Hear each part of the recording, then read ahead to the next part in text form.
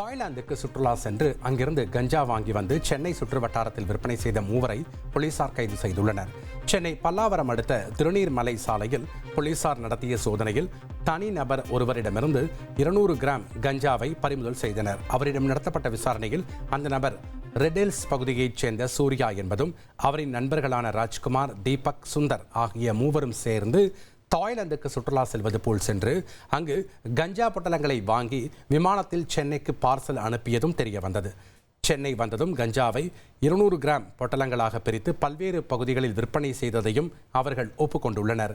இதையடுத்து மூவரையும் கைது செய்த போலீசார் அவர்களிடமிருந்து 200 கிராம் பதப்படுத்தப்பட்ட கஞ்சா மற்றும் 4 கிலோ கஞ்சா இலைகள் மற்றும் செல்போன்களை பறிமுதல் செய்துள்ளனர். கர்நாடகாவில் அரசு பேருந்து ஓட்டுநரின் அலட்சியத்தால் ஆசிரியர் கை எலும்பு முறிந்த சம்பவம் அதிர்ச்சியை ஏற்படுத்தியுள்ளது.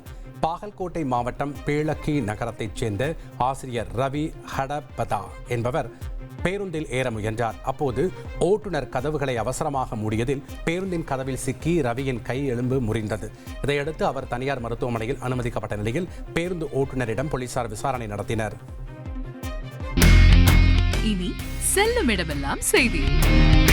தந்தை டிவியின் வாட்ஸ்அப் சேனலை ஃபாலோ பண்ணினா செல்ல இருக்கும் இடமெல்லாம் செய்தி. இதோ QR கோட் இப்பவே ஸ்கேன் பண்ணுங்க, ஃபாலோ பண்ணுங்க.